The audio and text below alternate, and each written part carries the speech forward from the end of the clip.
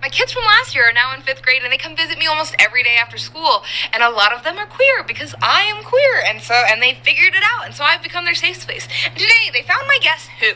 And they started playing Guess Who, but they didn't play it the normal way. How did they play it? They used things like, this person looks like a lesbian baddie who's going to come over and make you dinner. Well, which one of these characters is a lesbian baddie that's gonna come over and make you dinner? Oh, Olivia is? Oh, great. Which character just looks gay? Well, meet Mike. These kids, I'm so happy that they are figuring out who they are and that they're happy with who they are and that they found a safe place. But man, I could never imagine being in 5th grade saying these things out loud, even though I know they're all okay. I grew up super religious where nothing was okay. And so seeing this happen, I'm like, ah! But I'm also like, yay! But ah! My kids from... Okay, so this is a reaction video. I saw this in, it was a news article that this teacher was suspended because she was having inappropriate conversations with students in the classroom.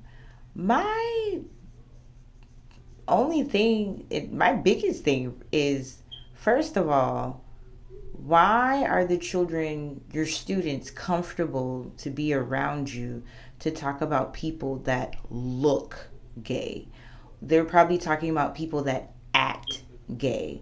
Like, how is that appropriate to just label somebody by how they look and how they act and then have fun with playing a game with it? And as a teacher, why wouldn't you step in to say, you know what, that's rude. That's not appropriate, because they're probably referring this to actual students in the classroom, other students.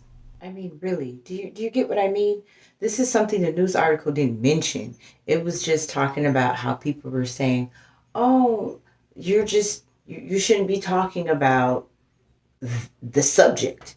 But I mean, as I went past all of that, it's like, okay, whatever. Because, children are going to talk about, oh, this person's cute. I got a crush on that person, this person, that. Okay, whatever. My biggest thing was, and the news article didn't even mention this, your students are comfortable with coming to you, telling you that, I mean, playing a game around you,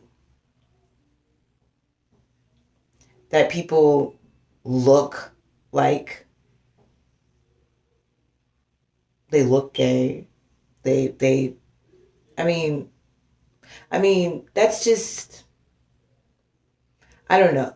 Maybe this is sensitive to me because in my childhood, I've gotten told, you guys probably have heard other people say, well, you act white, you act black. I'm like, no, I'm me. I'm just me. But I guess you're upset because you couldn't put a label on me. And so you associate me with a class of people, a group of people, whatever comes to your mind first from your personal experiences. Okay, whatever, but I'm me.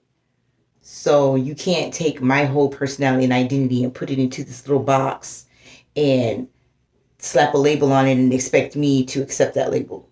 So I think that's why it just really just hit a nerve that this teacher could have used this as a learning opportunity to, just be respectful. You don't want to say somebody looks a certain way or they act a certain way, or that's just very inappropriate. And so it brings us back to in the classroom.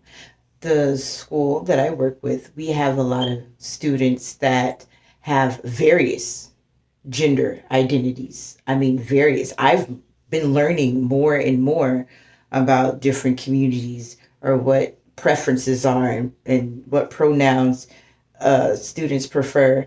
It's been a learning experience for me. And I would never engage or even allow conversations such as what this teacher was talking about to even take place. Like, I would say, you know what, this is inappropriate. We don't classify people like that. People are people.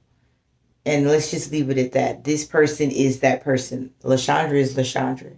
You are you. So let's not classify them as, oh, I bet they're this and I bet they're that. Let's not do that because that's not appropriate for the classroom. And if you let them, yeah, they will take it there. They will start talking about, there's been in the virtual classroom, there's been times where I had to put out these virtual chat fires by turning off the chat because maybe somebody made a comment about whatever gender they identify with, and another student felt what would be the word, bothered by that because they don't agree. They're like, you know what? I don't agree with that point of view. This is what I believe. And then it's like, oh, shut it down because we're not doing that. That's not what we're here for. And it's in the middle of my English lesson. Like, you guys are in the chat talking about some, like, what did I just say about the assignment? That's what we're talking about. So I understand she's saying a safe place, then they can find who they are. And there's a difference between somebody having a safe place to confide in you or feel comfortable with who they are as a person. There's a difference between having a child not feel alienated and feel comfortable and a safe place to where they can play these games of mockery and feel comfortable around you as an adult and a teacher to do it.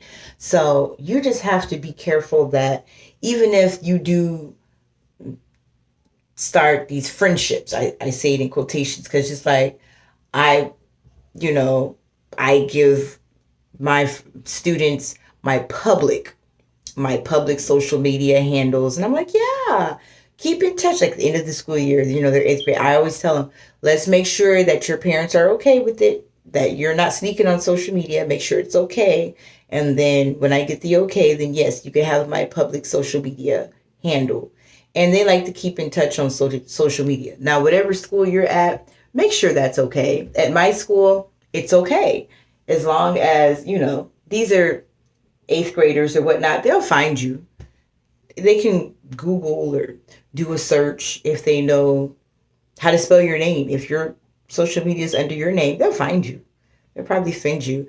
And I've had students try to friend me, and I make sure my stuff is public so that it's not, hey, yeah, I'm the student's friend. Okay.